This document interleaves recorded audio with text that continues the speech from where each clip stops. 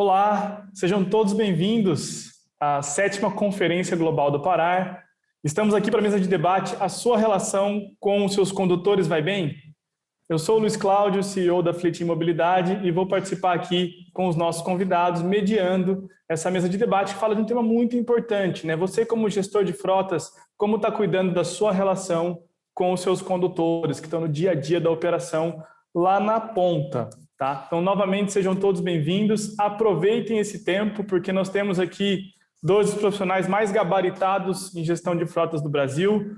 O Rafael Miller, responsável pela frota Brasil da Zoetis, e aqui o Edrei Carrenho, me desculpe, Edrei Carrenho, gestor de frotas e mobilidade da Cargill. Ambos sejam muito bem-vindos também, muito obrigado pela presença, Rafa, Edrei, do nosso momento aqui, para discutir a relação, como está a relação do gestor de frotas e como deve, né, se manter a relação do gestor de frotas com os seus condutores que estão lá na ponta. Bom, o uso de uma frota corporativa tem diversos objetivos, né? Equipe de vendas, visitas técnicas, transporte de produtos, entre outros.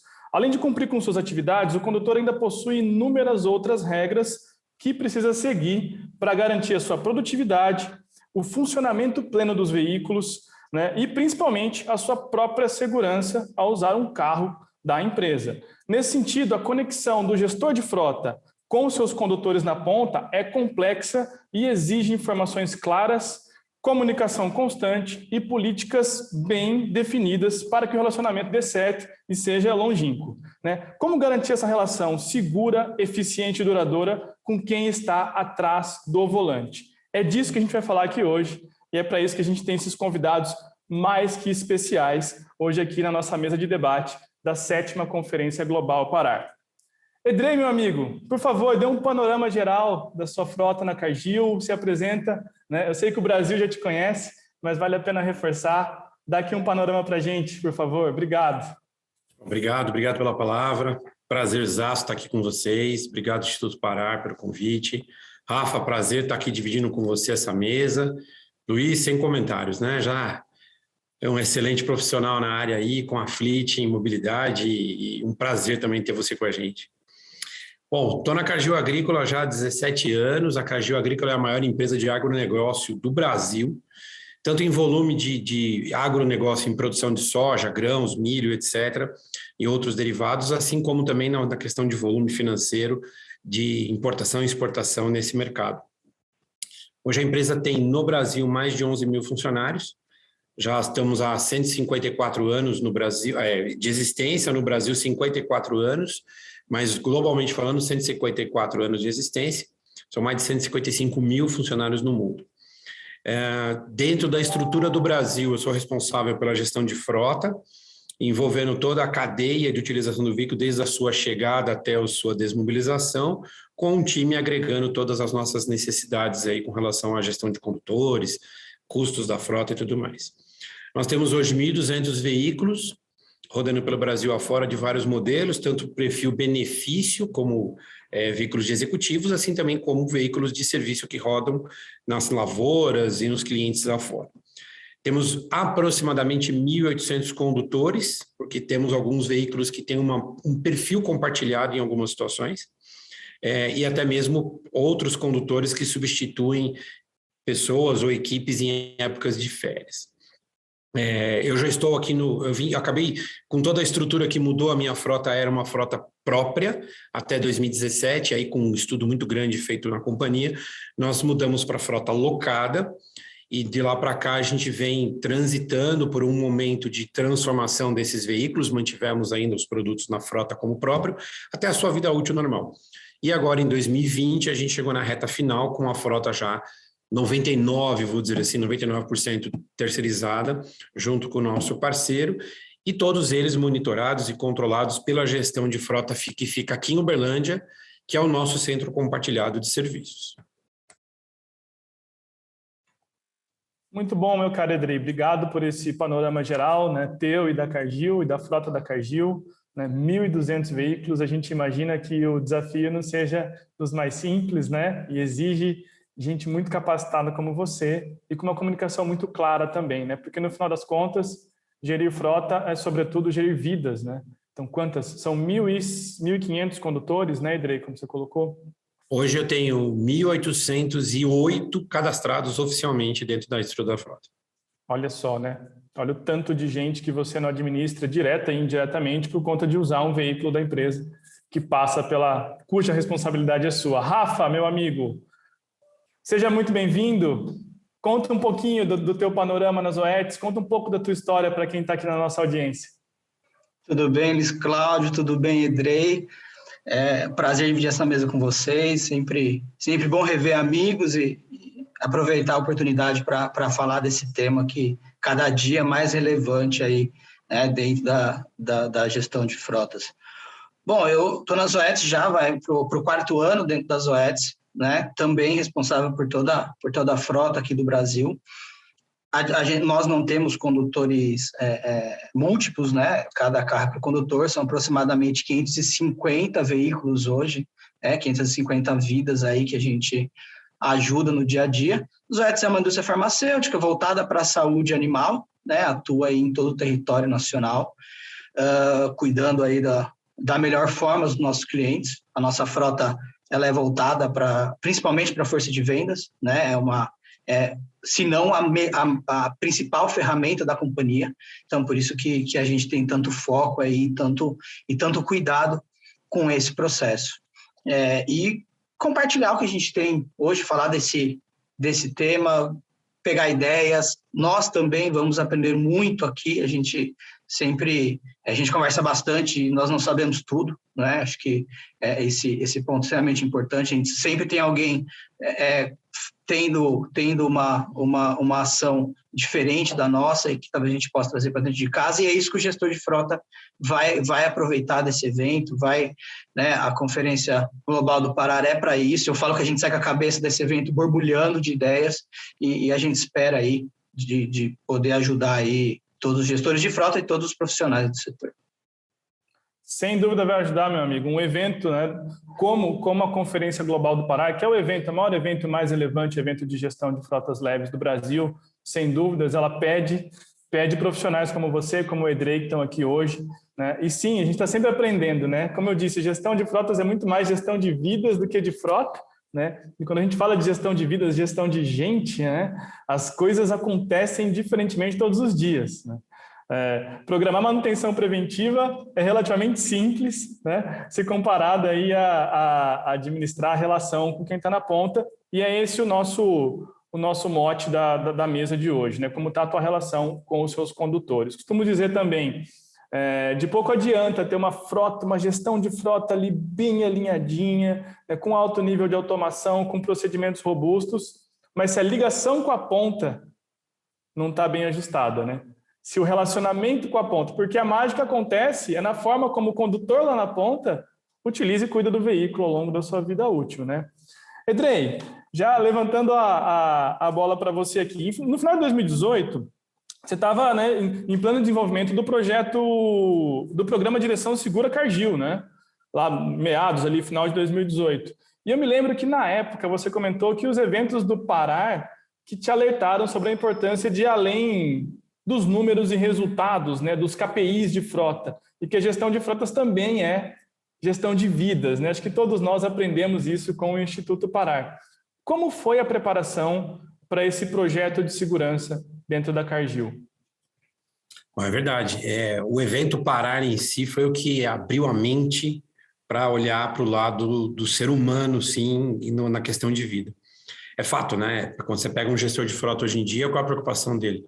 Custo, dinheiro, quanto eu estou gastando, quanto está voltando, se o carro está parado, se o carro não está parado. É um monte de KPIs aí que estão dentro da estrutura e tudo voltado para a máquina, o veículo, não pode deixar o carro parado, o caminhão e tudo mais. E aí, num dos eventos do Pará, depois de várias palestras, né, eu lembro que um dos palestrantes subiu no palco e começou a falar sobre vida, qualidade de vida, falar muito sobre família, falar muito sobre as visões voltadas para a saúde mental e etc. E ele foi levando a conversa para o lado de que a gente olhava para o carro e esquecia que dentro do carro tinha um ser humano. E aquilo começou a me incomodar, porque eu estava sendo incomodado justamente por aquilo, porque eu fui lá para falar de carro, falar de métricas, falar de objetivos, falar de números, de empresas que podiam ajudar a gente. E eu saí daquele evento, assim, extremamente impactado. E aí eu sentei na mesa e falei, não, eu tenho que fazer alguma coisa diferente. Não dá mais para ficar olhando para o carro em si como máquina e ficar preocupado com esses números e com essas condições financeiras. E aí comecei a criar uma visibilidade de que eu tinha que tratar o condutor de maneira diferente. Foi daí que surgiu a ideia de a gente fazer dentro da Cargill, em parceria com a área de segurança e saúde, aqui, nossa, a visibilidade de que a gente tinha que trazer a gestão do controle e da absorção dessa administração do condutor. E aí, obviamente, a gente acaba caindo em algumas leis, né, obrigatoriamente, né, todas as questões de CNH que todo mundo já controla, mas eu fui um pouco mais além, eu fui na questão do cuidado e do trato deles em relação ao modo como eles conduzem o carro. E aí a gente começou a desenvolver a academia de mobilidade. E essa academia de mobilidade veio junto com a visão de que a gente não podia fazer nada sem saber como esse condutor dirigia. E aí a telemetria trouxe todo o desenho para a gente. E aí eu sou bem sincero, a gente colocou de lado alguns KPIs e alguns números de comportamento do veículo e passou a olhar para a vida das pessoas dirigindo o veículo. Por exemplo, funcionários 4 horas da manhã saindo de casa para poder pegar a estrada, porque ele prefere chegar numa fábrica ou num cliente ou até numa outra cidade às 8.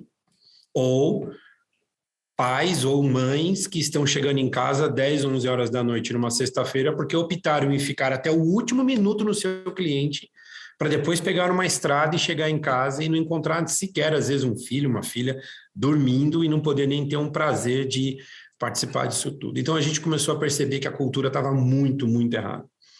E a gente, junto com a Academia de Mobilidade, com todo o cuidado, a gente foi mudando essa cultura e ainda vem mudando. Porque, Luiz, sendo bem sincero com você, nós, seres humanos, acabamos entrando no momento máquina para trabalhar. E a gente acaba fazendo as coisas com uma certa rigorosidade, com uma certa frequência. E a gente para, e quando a gente para pensar e olhar para o lado, assim, faz todo sentido eu passar a olhar de maneira diferente algumas coisas. Então a gente começou a olhar o carro como quem está dirigindo o carro e não como é o carro. O carro a gente lida muito bem com isso, a gente sabe que fazer revisão preventiva é fácil, fazer manutenção é tranquilo e tem profissionais gabaritados para isso. Mas e a vida do seu condutor lá dentro? Então a gente começou esse projeto, ele tem sido um sucesso. A gente começou voltando para esse lado e hoje a gente já está com uma academia de mobilidade online, eliminamos os treinamentos presenciais de segurança do trânsito e passamos tudo para um portal, isso tudo passou a fazer uma composição maior, temos BIs que o próprio usuário entra e vê como ele se comporta no trânsito, se ele está fora dos padrões, se ele está dentro dos padrões da empresa, e até mesmo com relação às questões de trânsito e normas de multa, né? Ele consegue acompanhar a métrica dele para entender se ele está evoluindo para ser mais seguro ou se ele está sendo muito agressivo, talvez trazendo uma situação mais grave lá na frente. Excelente esse seu depoimento, né? Esse nível de transparência dá tranquilidade para o condutor que está lá na ponta. Você sabe, né, Edrei, nós estamos aí trabalhando com gestão de frotas, com mobilidade corporativa já há alguns anos e a função do gestor passa por uma transformação muito importante, né, nos últimos 2 a 3 anos, né, desse entendimento que você teve, que você acabou de relatar para a gente aqui. Muito mais do que os KPIs de funcionamento e performance do carro, acho que antes disso, né, é mais base da pirâmide a gente olhar para a forma como o condutor está dirigindo. E para a forma como as regras que ali estão colocadas, muitas vezes numa política de frota mão de ferro, tá? Impactam a vida do nosso colaborador, a vida da família desse colaborador. Você muito bem deu o exemplo aqui, né?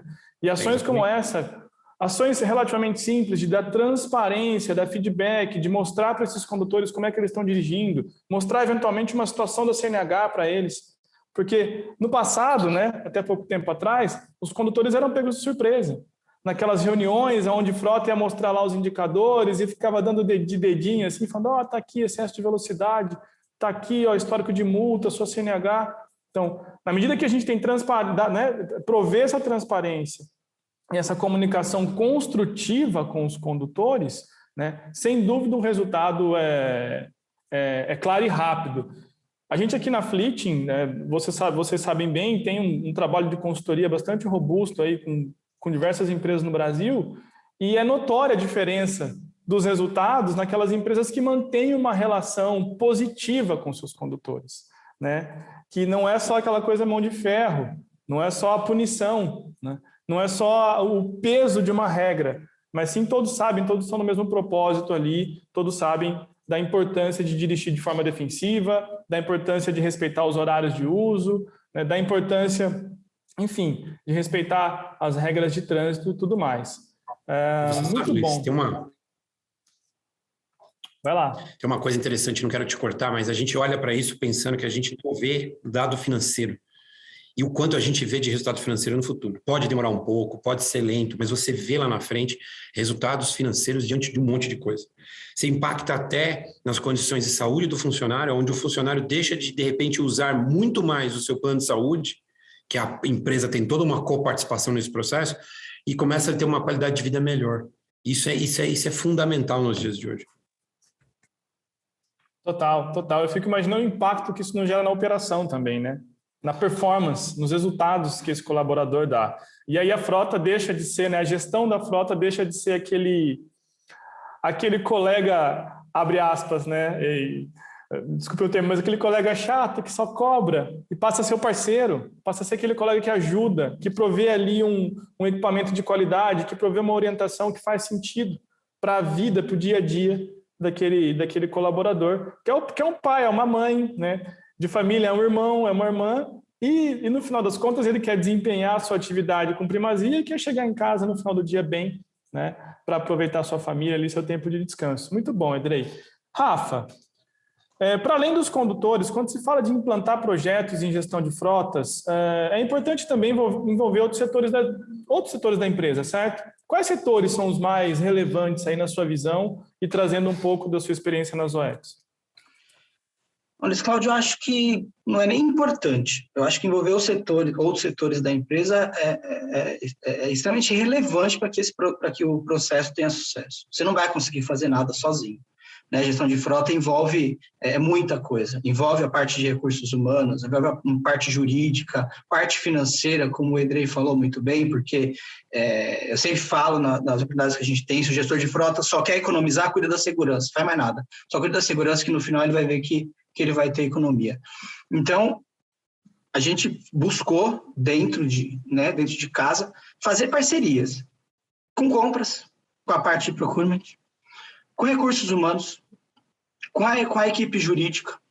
O nosso presidente faz parte desse processo e o nosso diretor financeiro também. A partir daí, inclusive, a gente criou um comitê, né, de frota que se reúne aí todos os meses para tratar dos temas de frota, seja do mais tranquilo do mais relevante, mas esses setores têm que estar envolvidos, para que você não tome nenhuma ação, por exemplo, que no meio do caminho ela vai ter que parar, porque você sabe muito bem, o condutor na ponta, ele compra a sua ideia, dentro das OETs, eu sei que o Edrei também acontece, as pessoas compraram essa ideia, mas para no meio do caminho para você ver. Cai em descrédito para você ver se você não vai ter dificuldade de retomar tudo isso. Então, você precisa, antes de tomar qualquer ação, saber se as áreas que vão ser impactadas dentro da companhia, seja positivamente ou de forma negativa, para que eles estejam preparados para o que vai acontecer lá na frente. É igual o gestor de frota, chegar dentro da companhia. Eu tenho muito acidente, ouvi o Luiz Cláudio, Rafael e o Edrei falando lá, vou colocar telemetria. Presidente, custa tanto por carro. Meu amigo, ele vai fazer aquela conta na hora, vezes todos os carros que ele tem, vezes 2, 3 anos, acabou. Você não vai fazer mais nada. Então, o gestor de frota tem que entender que ele precisa, antes de tomar essas ações, criar as parcerias internas e levar isso como um investimento. Levar que é para cuidar da vida dos funcionários da empresa. Que se não acontecer nada, se nada, nenhuma ação for feita, talvez alguém pode se machucar. Talvez a gente fala que a gente é responsável em evitar inúmeras tragédias, né? Dentro das OETs a gente não tem um acidente grave com vítima, por exemplo, há muito tempo, né? Há quase 2 anos. Por quê? Porque aconteceu do nada? Não, porque a gente vendeu isso internamente, porque todo mundo estava envolvido com esse processo. Porque existe dentro da companhia a defesa do processo. Porque claro que tem aquele condutor que no começo ele não concorda. Se ele for para o diretor dele contar que ele não gosta, o diretor dele vira até a frota e fala, olha, eu não quero na minha área, acabou. Cai totalmente em descrédito. para que isso não aconteça, as áreas precisam estar envolvidas antes no processo, né? Você tem que fazer com que essas áreas comprem a sua briga. Compras deve ser um dos seus maiores parceiros, porque, querendo ou não, nós somos técnicos, né? Nós somos responsáveis em trazer, né, para dentro de casa o que tem de melhor. Quem sabe negociar é compras. Então, eu entendo que essas parcerias são fundamentais para que qualquer gestor de frota tenha sucesso aí na sua operação. Muito bom, né, cara? Só fazendo um adendo, e essa proximidade, né, essa harmonia entre a gestão de frotas e compras, ela é muito salutar, porque cada vez mais compras também passam a entender a real necessidade da operação, né? E não vai só naquela pegada de melhor preço, melhor preço, melhor preço. Vai negociar dentro de uma requisição técnica, de um nível de conhecimento que você precisa depois, né, para botar em prática seus projetos. Não é, exatamente. Não é só o carro, né? Se eu quiser carro barato, eu pego na esquina ali, vejo um fornecedor que não tem estrutura nenhuma, que comprou um monte de carro e vai me alugar a preço barato. O carro hoje é o que menos me importa. A gente não procura o melhor carro? Claro que a gente procura. Carro que atenda a nossa operação, que suporte a nossa operação. Nós temos executivos aqui que a gente sempre fala que é a cerejinha do bolo, então a gente busca as melhores oportunidades, mas o que mais me importa é o que o condutor vai estar fazendo dentro do carro, né? É como eu vou ajudar ele nessa jornada dentro da companhia. É se ele vai, e uma coisa muito importante que a gente vem trabalhando muito internamente agora, ele só vai fazer isso dentro das OETs, ou ele vai levar para casa dele? Ele só vai dirigir em segurança porque eu tenho telemetria, porque tenho aviso sonoro no carro, e a hora que ele pegar o carro dele particular, ele vai sair igual um maluco pela rua? Não vai.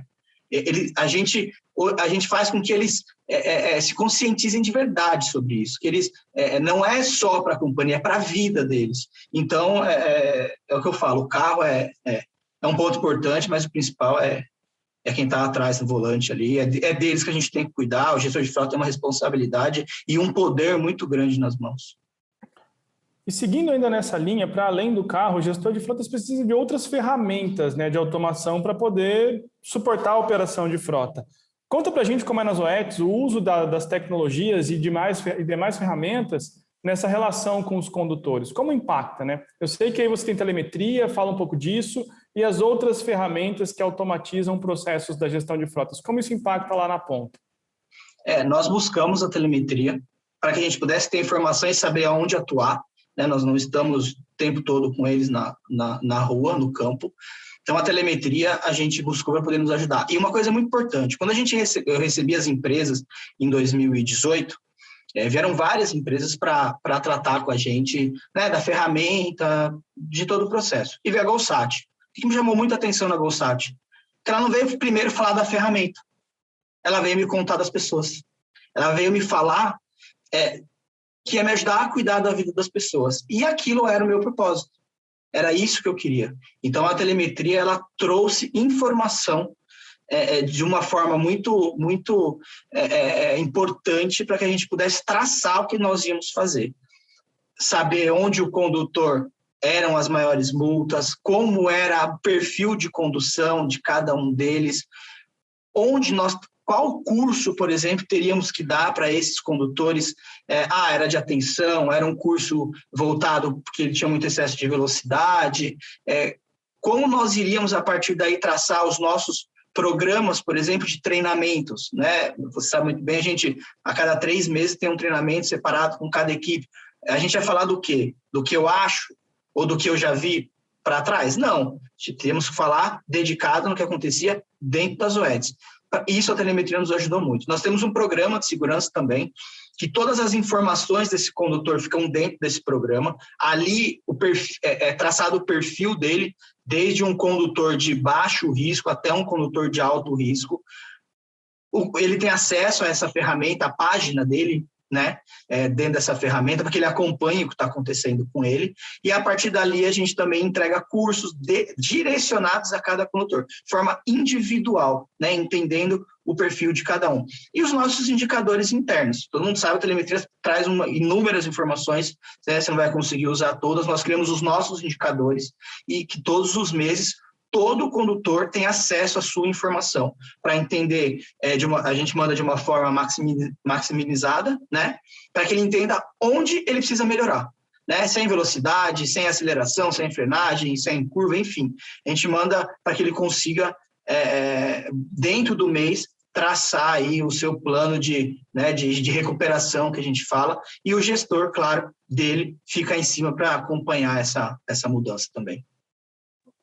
Excelente. Edrei, ainda falando de recursos, né, disponibilizados para o condutor, o carro é aquele que gera o maior calor, né, a maior discussão dentro das empresas. A gente sabe, você bem citou aqui, que vocês passaram por uma transição de frota própria para frota locada. Além dos impactos operacionais e financeiros, né, o que mudou na vida do condutor? Quais os ganhos que os seus condutores tiveram por conta dessa transição? Bom, para nós aqui a maior mudança foi na cultura de utilizar o veículo na frota. Por quê? Quando você compra um carro, você acaba sendo responsável por tomar conta de tudo isso. E quando você tem uma terceirização por trás, você tem uma estrutura que trabalha em prol para que aquilo rode naturalmente bem e você fica focado na sua estratégia. Isso aconteceu a mesma coisa com o usuário. O usuário passou a usar o carro como ferramenta de trabalho, como benefício, de maneira muito mais proativa. Por quê? Porque quando o carro era próprio, ele tinha que voltar para a base ou para a casa dele. Normalmente ele voltaria para uma filial, onde ele está na região, para entregar o carro, para depois ele ir até o aeroporto, pedir um carro alugado, para depois ele sair, voltar, 3, 4 dias de carro parado, aquela coisa toda. A mesma coisa era com os executivos, eles tinham que levar o carro até algum lugar para falar assim, Edrei, ou tu, time, me ajuda aqui, meu carro está com problema, e tinha que ter aquela transição de informação e tudo mais. Agora não, agora você tem um canal de comunicação único, onde você liga diretamente para uma central de atendimento, essa central vai te atender e vai te proporcionar N serviços em qualquer lugar. Então, hoje eu posso dizer que os meus condutores viajam muito mais seguros, porque onde ele estiver, não importa se ele está próximo de casa, próximo da fábrica ou do lado do cliente, ele vai ter atendimento. Ele vai estar suportado por N situações, por guincho, por SOS mecânico, por oficinas mecânicas e tudo mais. Então, isso trouxe muito mais agilidade e sinergia. Fora que, olhando indiretamente para o processo, a gente eliminou notas fiscais, eliminou burocracias de processo com relação a impostos, etc. E ainda, tiramos o cartão corporativo, que todos utilizam para transitar aí as suas viagens, a responsabilidade desse cartão assumir o custo da frota. E aí, saindo fora de controle, tendo que prestar relatório, ter a garantia de que tem uma nota fiscal, para trazer a nota para escriturar corretamente, todo um trabalho contábil que normalmente um técnico, um vendedor, não tem essa visibilidade. Isso tudo se perdia ao longo do tempo e traz uma sinergia de custos, de gestão, de impostos, obviamente, mas deixa aquela carga de peso do usuário de falar assim, eu não preciso me preocupar com dinheiro, eu sei que alguém vai atuar com isso e minha função aqui é pôr o carro na oficina e ir buscá-lo quando estiver pronto. E, ao mesmo tempo, o usuário passou a focar mais no cliente e na sua atividade e deixando o carro como uma segunda situação. Porque ele vai ter o amparo não só da gestão de frota, que a gente está do lado de cá para dar suporte, mas também da empresa que trabalha com a gente, fazendo todo esse parâmetro de gestão, inclusive com documentação, multas, etc. É muito mais vantajoso. Eu posso dizer que acho que eu tirei um peso das costas de muitos condutores e alguns deles já compartilharam comigo que eles estão muito felizes com o que aconteceu, obviamente.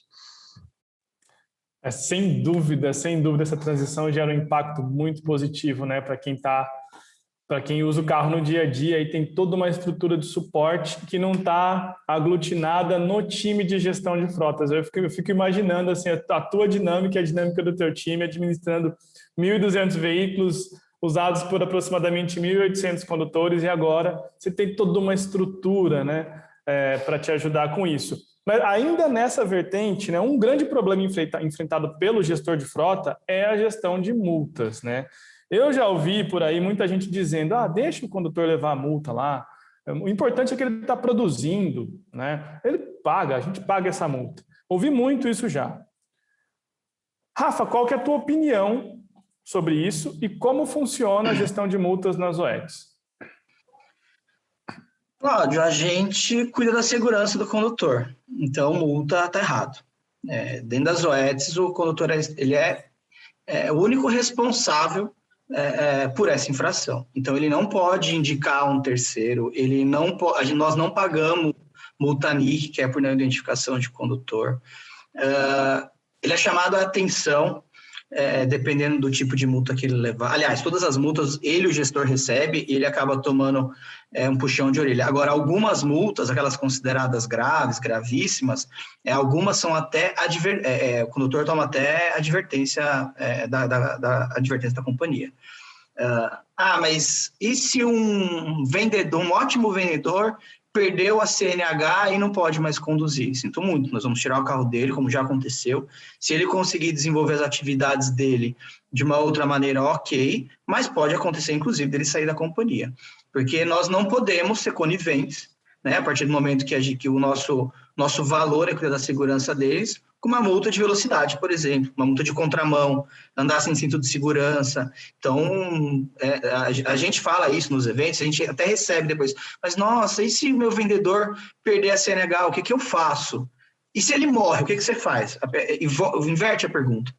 Se ele sofre um acidente grave, o que você vai fazer? Então, eu acho que multa tem uma relação gigantesca com a parte de segurança e não deve, de forma alguma, acontecer do jeito que você falou, de vamos pagar em dobro, deixa, ele vende bem. É muito errado e se isso estiver acontecendo, entenda que você não tem dentro da sua companhia um programa de segurança efetivo, porque você está sendo conivente com erros e alguns erros que podem ser muito graves. Totalmente de acordo. Parênteses aí, Luiz. Acho que tem um parênteses importante nessa história, se você me permite. Rafa, você deu uma aula aí agora. E temos que pensar numa coisa, né? O funcionário, ele está baseado embaixo de um CNPJ. E o veículo está debaixo desse CNPJ. Pensa fora da caixa ainda. E se esse condutor, que está totalmente irregular, com um monte de coisa, CNH com vários problemas, e ele se envolve no acidente e comete, infelizmente, uma morte num outro carro de um terceiro que a gente nem sabe quem é. Cara, a carga de responsabilidade que o CNPJ tem com relação a isso é enorme. Isso vai estar de parabéns. Infelizmente, vai doer na carne, vai doer no osso, mas a gente tem que fazer a lei. Empresas que são éticas e transparentes, elas não podem ser coniventes com erros. Cara, infelizmente, quando a gente pega a CNH para gerenciar, a gente toma susto. E quando você vê gerenciamento de multa no pé da mão ali, na linha, multa a multa, você fica mais assustado ainda. E não é porque é Zoetis, porque é Cargill, não. Qualquer empresa com frota média para cima sofre com isso. É um transtorno e dói no bolso do condutor. E a gente aqui do lado de cá, toda vez que eu aprovo um desconto em folha do meu condutor por causa de multa, cara, eu me sinto mal. Estou sendo muito sincero com vocês. É muito triste isso, porque você fala, cara, é um dinheiro que infelizmente, não tem como não dizer, no Brasil é um dinheiro que você não sabe para onde vai, mas sai do bolso de um funcionário que pode fazer diferença amanhã. E o nosso papel aqui é salvar a vida dele e garantir que ele está correto. E, indiretamente, ele está economizando dinheiro. É simples a conta, né? Então, ser transparente com isso e ser muito forte e, infelizmente, rigoroso nesse sentido é a melhor prática, não tem outra. Acho que vocês dois deram aula, tá? O Rafa começou e você amarrou, assim, perfeitamente, Edrei. E, cara, um ponto que, da perspectiva aqui, da minha perspectiva aqui, de novo, né? A gente vem atuando com consultoria há bastante tempo, né? Entendendo ali as diferentes realidades, os diferentes confins desse Brasil aqui, né? E tamanhos e segmentos de empresa. Você para passar uma régua no cenário de multas, de 60% a 70% das infrações de trânsito em frota corporativa, excesso de velocidade. A segunda, a maior incidência é essa. A segunda incidência, geralmente, é NIC. É a não identificação do condutor. Ou seja, a gente sabe onde está o problema, né? Como endereçar a solução? E aí vocês deram aula que é preciso ter uma política, tá, de gestão de multas bastante robusta e austera, aí não dá muito para ter, 8 ou 80, e também a regra que vale para Chico tem que valer para Francisco, porque o que eu observo também é que as multas, em geral, tá? Em geral, as infrações as infrações gravíssimas acontecem, na maioria das vezes, em frota executiva, né? No colaborador que tem um veículo mais potente, né, que tem uma posição, né, privilegiada na companhia e que, por vezes, se sente ali, né, muito protegido por isso. Então, na política de multa ou de gestão de multas, é muito importante que a regra seja clara, né, e que valha para todos. E aí sim você vai, né, começar a transformar, a ter um aculturamento em prol da segurança dentro da companhia. O que não dá é, uma regra vai valer ali para o time de vendas, ou para o time de operações, ou para o time técnico, e essa regra não vale, né, para quem usa veículo benefício, enfim. Então a política precisa ser muito clara, valer para todos, aí sim a gente vai conseguir permear essa cultura de segurança e trabalhar gestão de multas. NIC também, NIC é um problema. Você falou muito bem aqui, Edrei, eu acho que você começou essa última fala assim, perfeitamente, né? E se um condutor com a CNH, com algum tipo de impedimento, se envolve no acidente e um terceiro vem a óbito? A carga de responsabilidade. Eu já tive case de cliente nosso, tá, que o gestor de frotas foi indiciado por homicídio culposo. Por quê? Porque ele assinou a política de frota e o termo de cessão do veículo para o condutor. E não estava acompanhando ali a situação da CNH desse condutor na linha do tempo, né? Então, é muito importante, é um tema muito sensível, mas também é um tema que a gente falaria dele aqui. Nossa, vai longe aqui. O dia inteiro, vai longe, né, gente? Luiz, olha, eu vou dizer uma coisa, um primeiro passo para tudo isso ser fundamental na sua gestão, para olhar as multas com mais efetividade, é antes de você contratar o funcionário que vai utilizar um carro, não importa a categoria, você investigar a CNH dele. Total. Infelizmente, no mundo que a gente vive hoje, a gente tem que saber as informações antes de você tomar uma decisão ou uma postura. Perfeito, Edrei. E não só antes, eu gostaria de adicionar, se você me permitir, ao longo da jornada desse condutor usando o veículo da empresa. Porque se ele sai na rua, se ele pega o carro hoje, sai amanhã e comete ali uma infração gravíssima com efeito suspensivo, pode ser que daqui a um mês a CNH dele seja suspensa e ele tenha o seu direito de dirigir tolhido, né, até que ele resolva a situação. Então é muito importante para o gestor também, na nossa visão, acompanhar a situação da CNH dos seus condutores na linha do tempo, né? Rafa, não sei se você concorda, qual que é a tua opinião sobre isso? Eu acho também, o Edrei falou bem, e você, dos executivos da companhia que talvez em algumas empresas tem certos benefícios. O exemplo começa de cima para baixo, não tem diferente. Nós tivemos uma diretora que ficou sem carro por 1 ano e meio. 1 ano e meio sem carro. Inclusive, depois, ela até mandou para a gente, falou assim, eu gostaria de... Você me ajuda aqui, como eu fiquei sem o carro, você me ajuda a alugar um carro no Rent a Car? Eu falei, não. Eu falei, lógico que não. De forma particular? Eu falei, não, eu não te ajudo. Eu falei, você não pode conduzir. Eu falei, que parte você não entendeu? Então, e ela teve que cumprir, independente do cargo. O nosso presidente não é brasileiro, ele é venezuelano, e ele chegou aqui, ele tinha um tempo até resolver o problema da CNH. Só o motorista dele conduzia. Por quê? Porque ele não pode conduzir. E se essa pergunta chega, é exatamente porque você não pode. E até, Luiz Cláudio, teve um condutor nosso que tomou uma multa com o carro particular, né? A CNH dele era uma multa gravíssima, foi cassada. Obviamente, nós não sabíamos. O que aconteceu? Ele foi parado e a CNH dele acabou sendo apreendida a partir dali. Só a partir daí, nós, inclusive, conversamos sobre isso, que chegou a ciência nossa, que ele estava sem essa CNH. Então, essa questão de fazer essa pesquisa de 2, 3 meses é extremamente importante para você saber o que está acontecendo. Tem aquele ponto também, mas talvez eu tenha, a gente fala em média 20% aí, quem nunca fez, que deve encontrar 20% de condutores com problemas na CNH. É melhor você saber, para você pensar daqui para frente o que você vai fazer. Você, pelo menos, mas vou ter que tomar uma ação agora? Dá tempo de você estruturar, mas você precisa saber o tamanho do seu problema primeiro antes de tomar qualquer decisão. Perfeito, Rafa, perfeito. Acho que amarrou muito bem essa temática tão importante, base da pirâmide na gestão de frotas e vidas, tá? Bom, estamos chegando ao final da nossa mesa, né? O tempo voou aqui, pelo menos para mim o tempo voou. Eu ficaria aqui batendo papo com vocês e aprendendo como passar rápido, né? Mas eu não posso deixar de agradecer a participação de vocês dois, tá? Edrei e Rafa, que dedicaram aí um tempo das suas agendas, que eu sei que são super corridas, para dividir conosco e com os mais de 10 mil gestores de frotas que acompanham o Instituto Parar e estão ansiosos para implantar políticas de segurança em suas companhias. Então, aqui eu já deixo o espaço para você, Edrei, deixar o seu último recado para a nossa audiência sobre o tema de hoje.